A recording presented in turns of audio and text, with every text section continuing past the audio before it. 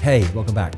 So this is the second episode that we're devoting to personas. In the first, we went through what personas are, and we challenge some of the misconceptions about them. So if you missed that, and certainly if personas are entirely new to you, you should probably go back and take a look at that one first. But just as a brief recap, personas are not segments, and they're not pen portraits of real people.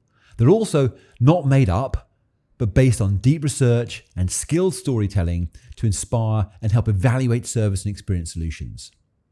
They're also dynamic tools that need to be kept fresh and up to date. And far from being a universal tool for every customer experience design project, there are good reasons to not use them if you don't have enough insight to make them accurate or are working on a highly technical or a high-stakes project scenario. So in this episode, I wanted to get into how you actually create personas and how they should be structured and portrayed. But first, I just want to talk about a few mistakes that we see people make. First up, trying to develop personas based on unfounded assumptions or lack of real insight and data. If you try and develop a persona without research, not only will they misguide your work, but you'll also end up designing something wrong because most likely you'll just articulate stereotypes which amplify intrinsic prejudices towards user groups, which can be incredibly harmful, obviously, when you're working cross-culturally or exploring sensitive issues such as ethnicity, status, gender, and identity.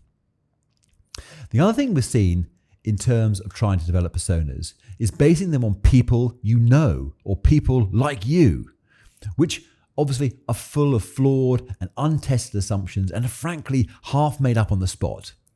Developing personas based on limited knowledge is going to lead to developing or evaluating ideas that are inaccurately targeted and won't spark the thinking you need to innovate or create something that's really valuable.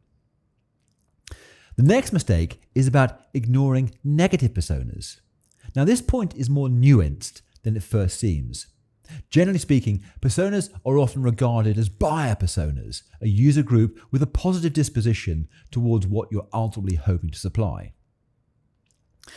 But personas typically help us imagine what you should or could do and not what you shouldn't.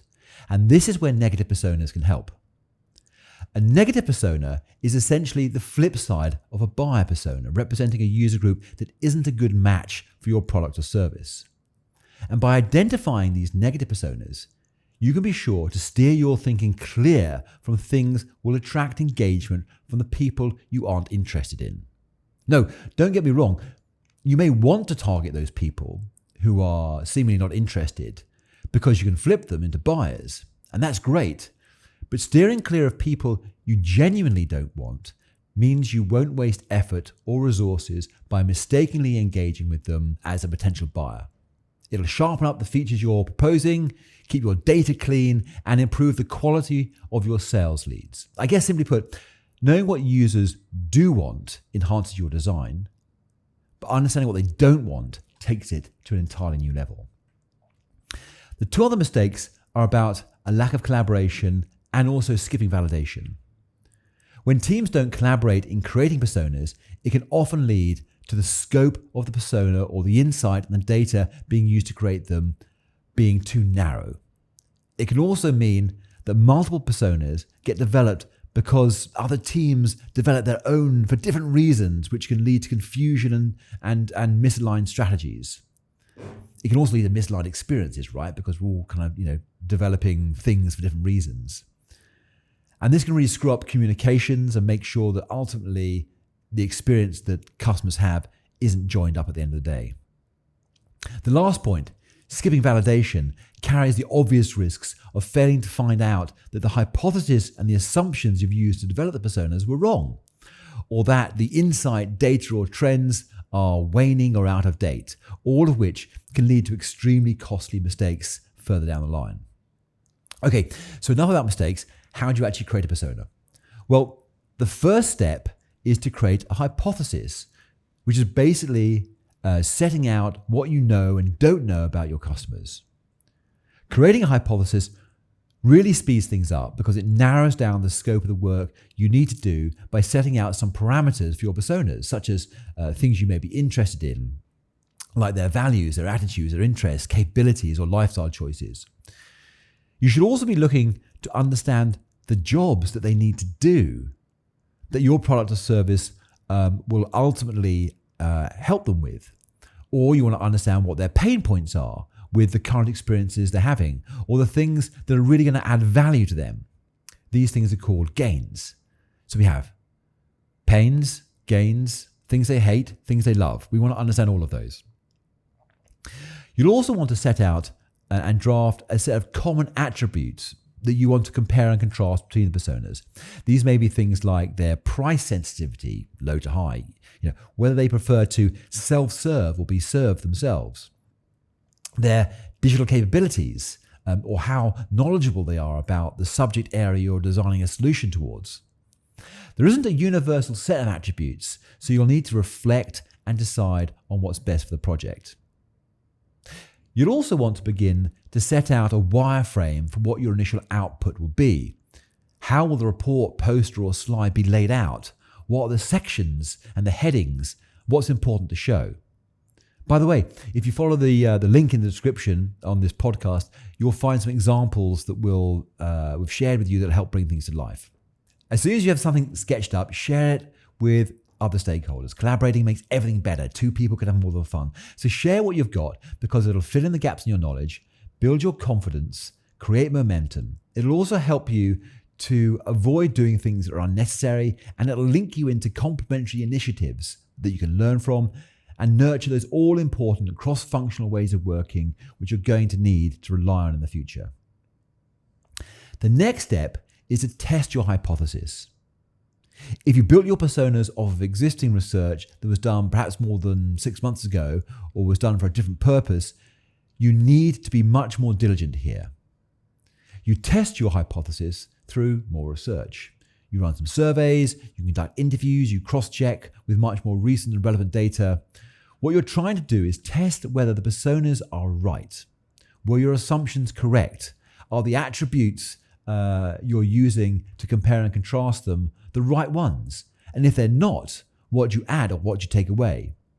You also want to be reflecting on the wireframes of the outputs you'll be creating.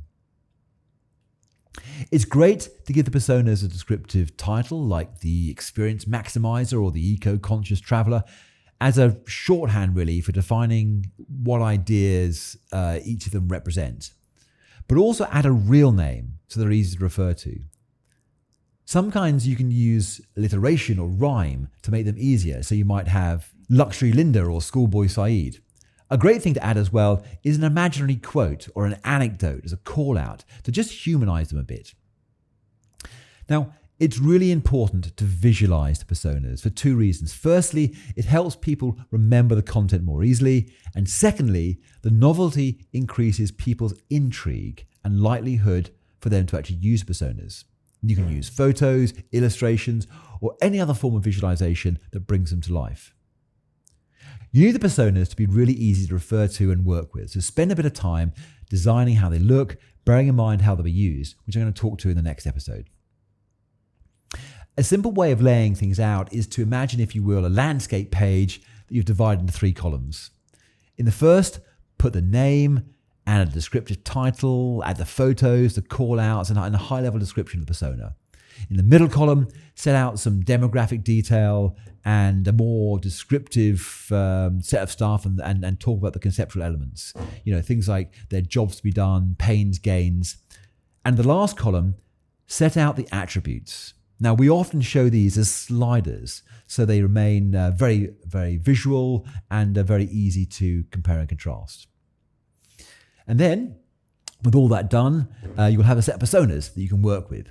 But remember, they aren't a sort of create and forget project. They need to be properly owned and maintained by the right people within the business. Okay, so let's wrap up this episode. So we've talked about the dangers of trying to develop personas on unfounded assumptions and the risk of them being stereotypical or reinforcing prejudices. We've also talked about negative personas to take your customer understanding to the next level, and how you can create personas starting with a hypothesis, collaborating with colleagues, and validating what you've got through research. We've also suggested how you can lay things out, and don't forget, if you follow the links in the description, you can find some resources that'll help you. Now, like most design-led activities, creating personas is fun and creates an incredibly powerful tool to design destination services and experiences from. Right, in the next episode, we're going to look in more detail at how you actually use personas in lots of different ways, so please stay tuned. Okay, see you later.